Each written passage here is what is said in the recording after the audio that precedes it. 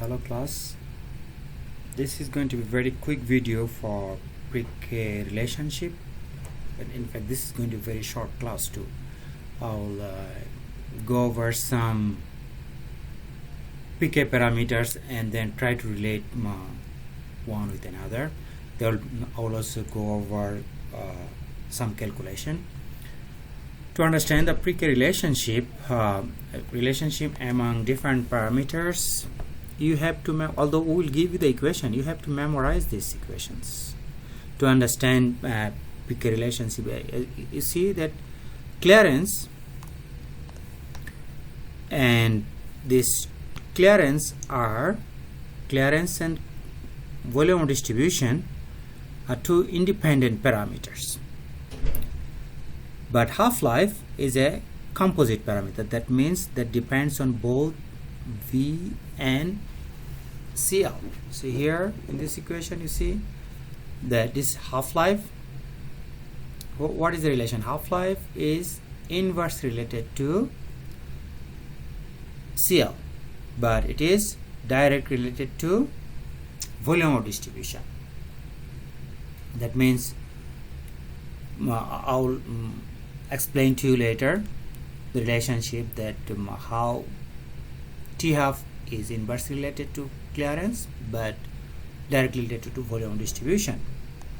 Another concept you have to remember that plasma concentration depends on the volume of distribution and the dose. Plasma concentration does not depend on clearance. It does not depend on clearance. So to understand this concept, I want you to visualize, think about, you have a reservoir, and this reservoir you have drug, and this reservoir has certain amount of water. It has water. So amount of drug you give will depend, the concentration will come from the volume of the water. So that means in our case the dose is the amount and the volume of this reservoir is the distribution volume, of V. Okay, so here if you carefully you imagine this is a reservoir which has water or fluid, we are putting drug.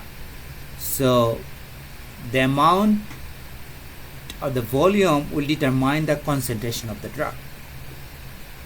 So and we are passing this drug solution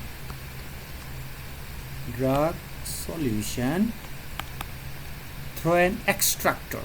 The job of the extractor is to clear that solution out of drug. So this is extracting. So your extractor here is kidney or liver. So this drug solution goes through the extractor, and then some of the extractor removes some of the drug from the body. So concentration of the drug, and there will be a different concentration. You see, concentration is going to decrease with the clearance. So this extraction, you can call it the clearance. As you see, this is it coming in a concentration, and clearance will depend on the time, amount, volume cleared by the extractor. That's why you will see the clearance has a unit of liter per hour, or it could be also milligram per milliliter per hour. So the extractor, always you think about this is kidney. So as you can see, anything that affect the volume of distribution or volume, it will also influence concentration of the drug. Anything that affects extraction will affect concentration of the drug in the body. So now let's go back to how clearance works. This clearance is the efficiency of elimination organ. Renally excreted drugs, the clearance of renal depends on the kidney's efficiency to excrete the drug in the urine. So that means here the extractor is not good, clearance is going to go down. You have to go by the extractor is not good, clearance is good. Reduced renal function reduces the clearance of the drug. That means you have a bad extractor, your drug excretion is going to decrease. The drug's volume of distribution does not depend on the clearance. Drug distribution, you see here, this is passing the drug solution. The extractor job is remove drug, not the volume you have in the body. For that's why drug distribution does not depend on the clearance. Distribution depends on that plasma or tissue binding or volume of water. So reduced renal clearance of a drug in the elderly patient may not change drug distribution in the drug distribution volume. So only, for example, distribution volume could change. For example, a very skinny person, another big person like Hassan and Bika. You see. So here, based on this same days, if we two of us take, the concentration is going to be different because you will have a bigger volume distribution. So volume of distribution depends on the volume of body fluid. It does not depend on the clearance. And then now, if you look into this summary here, you have to always remember this T half is directly related to this equation. Is directly related to volume distribution, inverse related to CL. Another one you have to remember, C0 is equal to dose by V. So if you increase the dose, AUC is going to increase,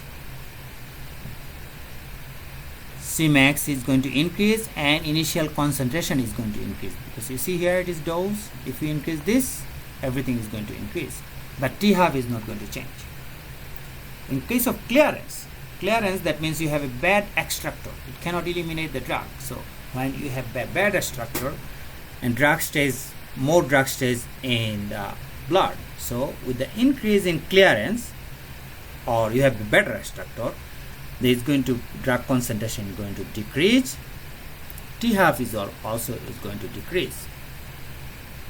In case of volume distribution, always you have to think about, in case of volume distribution, you are dissolving the drug. So if increase in volume distribution, concentration is going to decrease naturally. Concentration is going to decrease, and Cmax is also going to decrease.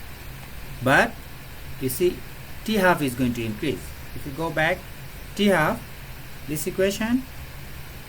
So always, when even it is a multiple choice question, you have to look into these three questions.